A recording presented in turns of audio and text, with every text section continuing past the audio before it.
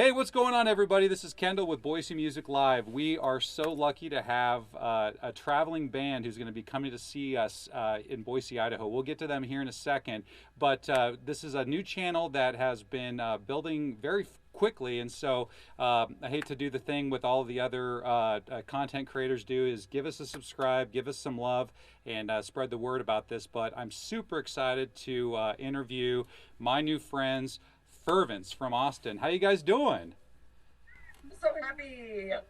Yeah. So we talked before we got started on this interview, but one of the things that they had shared with me that Boise's gonna this is gonna be the first time that you're going to Boise. Yeah. Awesome. And quick little plug on that. The details are June 28th at the Neurolux. They are doing a show with another traveling band from Seattle called Verada. And then we have two local supports here with Hand Me the Knife and Basement. We'll make sure we have a really good show for you. But you guys have been on the road for a while. So talk to me a little bit about kind of the journey of the band and what makes you guys stand out in terms of your niche in metal. I mean, niche is such a weird word, I know, but I mean, how do you guys like to kind of carve out your own little path? Yeah, because metal is pretty niche, when you Yeah. think about it. Well, we're a prog a band, progressive metal band. So we have cleans, we have screams, and we have a lot of like genty, ethereal stuff going on. Our live and musically live and on the record, there's a lot of like synths happening in the background and things. Because like I'm an orchestra dork to my core, right? And so like I hear all the elements going on. So like when I got in a band like this that had elements and features and layers, and like if you really get down and you listen to it, you're like, oh, I can hear the synth in the background there. Like everything is very intentional, I love it. and like if you listen to it, you can hear it. And I geek out over it too. I'm like, this band is so cool. I can't believe I get to be in this band. Yeah, These guys, right? it's a good sign when you like listening to your own content. That's awesome. Yeah. Yeah. Yeah, it is. I mean, I can tell everybody who's here and does their part here is doing such a good job, and they're putting all of everything that they have into it, like all their knowledge, all their years of experience, all of the creative heart, everything that they have, they're putting into it, and it's really cool to be a part of. Like, watch my friends like flourish. That's awesome. That's super dope. Yeah. But we're actually from Reno, Nevada. Okay. That's where we are from. That's our hometown. Almost everybody in the band, besides Austin, our second guitar player, he's from actually Utah. He's from Salt Lake, and Ogden's another spot we're going on this trip. So we're kind of going a hometown for him too. But he lives in Missouri now. Michigan, sorry. I always get the two mixed up. I'm from Midwest town.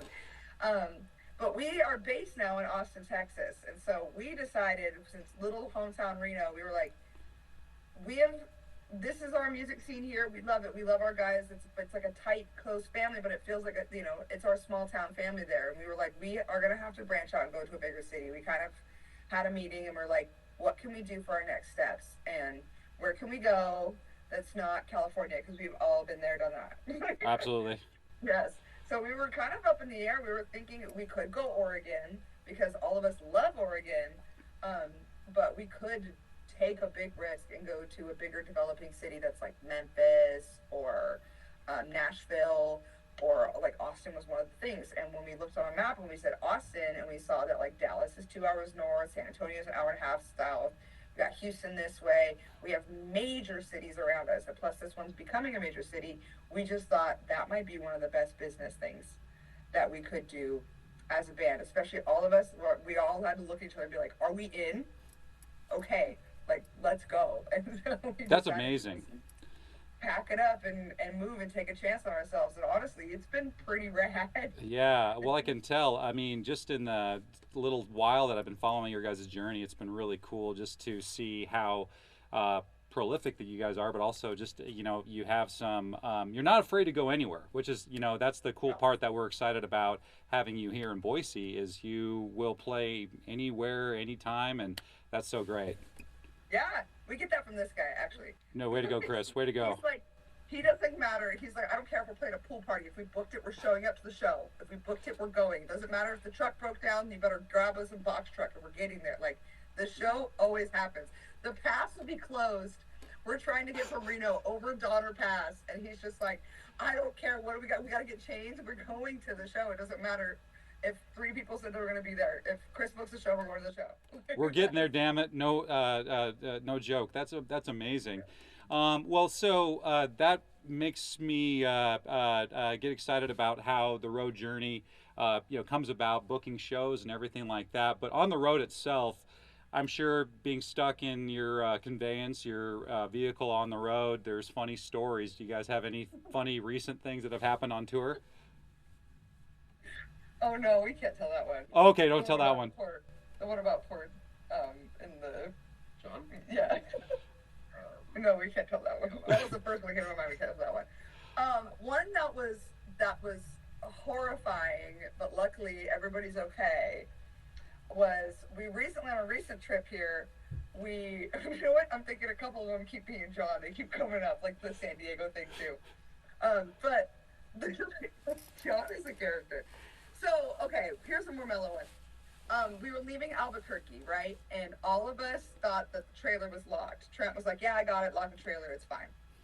We're driving to go get gas. We're at Love's gas station. It's my favorite spot. Shout out to Love's. Um, we go there, we get our gas, and we start driving, trying down the road. And then we're heading up this hill, and all of a sudden, this truck pulls up really fast behind us, and then right beside me, and then he's doing that thing where he's right next to me, and then he goes up in front of me, and then comes back, and I was like, oh my god, is somebody gonna try and rob us? And so then they're rolling their window down. I'm doing that thing wrong, I'm ignoring them because I'm like, I don't know, they're gonna try and rob us. And so they were like, roll your window down, see what she's saying. She's like, your trailer's open, the lady up the passenger. We had drove and we don't know for how long with the back of our trailer open. Oh my with all of our gosh. equipment in it. Oh my god, we were like, I was immediately, my blood ran cold. I was like, this is a nightmare. This is a fucking nightmare. I don't know. I don't know what I'm supposed to do here. So we pull over and the guys get out and they were like, at some point, sometimes my panic is too much. They're like, you're going to be detrimental right now. You stay in the car. Like, you're not going to do anything to solve this problem. You stay in the car. You're a liability. Stay away. Literally, sometimes when I'm in that panic state, they're like, shut up and just sit in the car. And like, it helps having him here. So we get out, we realize the thing's open, but luckily only about 2 things are missing. Wow, holy crap, how did that happen? So we've already driven 18 minutes since the last stop, which was Love's gas station, that we know for sure that the door was closed. And first of all, we had to go to Saddle Road for 20 minutes. We couldn't figure out how to get the thing to close and latch. We're like, how come it's not latching? And the guys keep slamming it. And they're jumping on the thing, trying to get it to close. Finally, I open the door. I take my phone. I look in there. There's a rock this big that's just in the track. Wow. So it's just not closing all the way. So I take the rock and I throw it. And I'm like, come on, get in the car. We got to go. So we get in the van. We go all the way back to the Loves. We go and we start driving. And we've got our flashers on. And we're driving 35 miles an hour in the highway. And we're realizing the highway is just skitty. So that's why the trailer had rolled up, the door had rolled up because it was bumpy. Uh-huh. And we're just driving and our blinkers are on. And I see this car is broken down ahead of us, kind of where we had first got told to pull over. And I was like, oh no, I hope they didn't hit our stuff. Because they're telling me my mic stand's gone, the Roland, his sample pad is gone, and his tripod is gone for his camera. And I'm like, oh my God, I hope. I was like, oh my God, they hit my mic stand or something and that made that car break down. Oh, it's my fault. Oh my God. So now I'm freaking out. I'm heavy breathing. My heart is in my stomach. And we're driving and we drove almost the whole entire way back up to where this lady first told us to look. And then I see his tripod on the side of the road. So we pull over and I'm sitting there and they're gone for 15 minutes. And I'm like, oh my, is everything okay? Like somebody come back and freaking update me. Well, they get back in the car. They're like, we can't find the mic stand. But we found the Roland, we found the tripod. Tripod's kind of minimally damaged, but the Roland is trash, same with his in-ears. So we're damage control, what we got to do, we'll figure out tomorrow. There's always stores, we can stop and get something, but I'm like, where's my mic stand? And still in my head, I'm like, this person hit my mic stand and I ruined their vehicle. So we're driving, we get back on the road, we're driving, and I see this large chunk of metal in the middle of the road. And I'm like, oh my God, they're going to find my mic stand. They're going to see it says Fervence. We're going to get in trouble. I'm going to be liable for something. Like, I just ruined somebody's vehicle. And they're like, they have insurance for that. We got to go. We have a time frame. So the whole next day, I'm doing things where I call picking up extra karma points, where I'm doing things like picking up trash and holding the door over people. I'm like, please, God, if I did something, I need some extra karma points. Go to find out later when we're unloading the trailer, my mic stand was in the whole time. Like, Oh my gosh. I know. I was like, that could have been so much worse. Kristen's drums were right at the front of the trailer, and they were wedged somehow that not one of them fell out at all. We have no idea how that happened. All we lost was his ancient Roland that was like 20 years old. He needed a new one anyways, and he got an upgrade, so that was awesome. And just the top to his tripod, we had to just order another piece. We can't believe how lucky we got. So now, every time we load up the trailer, everybody looks at each other, and we all four stand there and we stare at the person who's closing it and locking it, and then three other people will check the lock real quick. It's like a ritual now that we make sure that does not happen again. So you developed a new quality assurance method. Yes. Chris, you got an upgrade of gear, and then Yeah. thirdly, I would say that you passed this human test. You heaped all this inordinate amount of guilt upon yourself. You paid it forward to the universe. You internalized it. You try to go about being a better person. I would say you came out of this okay. And I kept saying, nobody's hurt. That's good. Nobody's hurt. Nobody's hurt. Everybody's okay. Except for me almost trying to drive away, not knowing John was completely in the van at one point. Poor John. But it's okay. I turned back and looked. I just moved forward like 2 inches before I turned back and looked to make sure he was in the van. It's fine. We were on the side of the road. It was crazy. It was just a crazy time. Everybody's okay, though. That's good. That's good. I'm glad that had a silver lining. Yeah. So apart from the life on the road, I mean, it's all about the stage show. So you talked a little bit about some of the origins and everything like that. When I got familiar with you guys, I hear tones of a lot of different things, and I know that you're not trying to be like people, but you can definitely pick up little things, and what's the best expression. Show that you're not, ripping off your influences, but they're there, kind of like passively building your work. I hear Thornhill, I hear Whitechapel, I hear a lot of different pieces and fabrics. Kind of who are your heroes, and I guess who are kind of maybe your contemporaries that you like to look to maybe try to like gut check your sound and you're going in the right direction. Absolutely. And to have an influence is to be inspired by, Right. When we create our music, I'll hear a riff and I'll be like, oh, that's a very Architects riff. Or like one of my songs, The Keepers, I took inspirations by several different artists, one of them even being like System of a Down. When I heard a little something, I was like, ooh, that's like that part in one of their songs. So to be is inspired by your inspirations, but don't copy them, but find your own. What does that inspire in you to create? And Right. so I know our guitarist Trent's inspired a lot by Deftones, Architects, Limp Bizkit. No, I'm kidding. Silent Planet. I'm inspired a lot by Architects. Things like, actually, when I was learning to teach myself to scream, I did teach myself a lot with bands like Thornhill and Whitechapel and Parkway Drive. Those are the stuff I listened to when I was learning. Lamb of God a lot of times, but I think like who I would like to be like and who inspires me a lot is definitely like Animate, Silent Planet, and Architects. That very like pitchy, proggy, visceral. That gets me. That's where mine is. What about you? Same. Same. Deftones, Architects, Yeah. Sleep Token. Yeah, Yeah. Sleep Token's huge.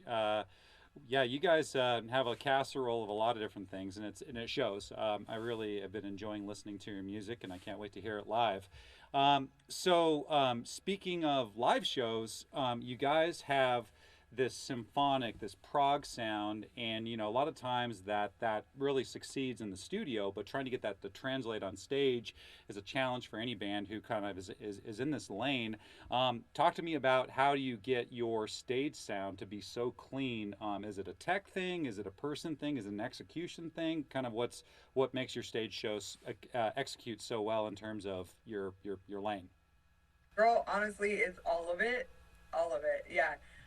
And it's actually been really, really a hard work in progress, and I still feel like it's a work in progress every time we play.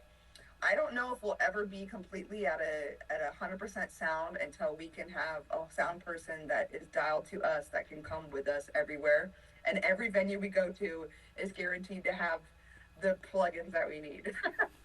It's like the way we run it, but like we run it in a way where we can still work. Like we played skate shops that had like 4 outlets for us. 4 outlets, and that's it. Mic, You know, I think we ran backing tracks left and right, and then the kicks, and like that's all we ran. Where now we have like an 8-level system where we need like, you know, we have guitar left, guitar right, backing tracks, 808. So like we try to bring, because to me it's important too, because when I would watch bands when I was younger, what's, you know, hearing this music that I love and then watching them do it and execute it almost exactly the same, except for giving it to me, you know, what they're offering of their live performance and me receiving, is I kind of want to be in it.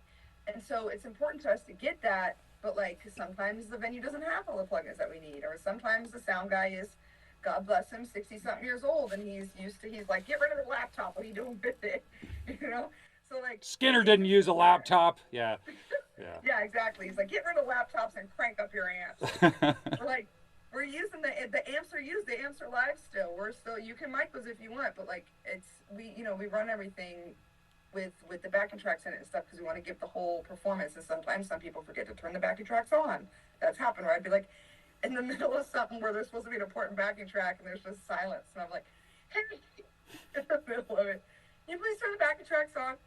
So and nobody else cares as much as I do. You know, I'm the one who's going to be like, well, it's embarrassing later, but like no one else really gives a shit. So I have to just go and give my offering now, and do my best, and I expect everybody in my band to do so, and I know they do. These guys, we all go and we just go, we're going to do the best that we can. We're going to give our sound guy everything that we have, and hope that and we've been really blessed to have really good sound guys, and gals, but sometimes it's been pretty bad. So we just go, this one's kind of luck based currently until we can get a qualified sound person that we have room for in the band and that would love to travel with us. And we will pay you. We just have to find our person. We'll keep up the hard work, and I'm sure it's not that far away. So I feel that's pretty close. Yeah. Well, thank you so much, guys. Stevie and Chris, it has been a delight to hear the fabric of the band, the entomology of the band, and how you guys approach a live show. But we are super excited to have you here in Boise, Idaho. Come check out Fervence, June 28th at Neurolux. It's a 4-band stack bill, 2 local bands, Hand Me the Knife, Basement, Verada from Seattle is coming over. And then, of course, our friends, not from Austin, originally from Reno, Fervence. So thank you so much, guys. Any parting words, any parting thoughts for the Boise audience? I didn't let you speak a whole lot. What are you thinking? I got nothing. Just come to the show and come say hi. Hi, I hope I see my family there. I hope they show. I hope they show too. Yeah, but you guys are amazing. Thank you so much for the time this evening, and we look forward to seeing you in Boise here real soon. Yes, thank you.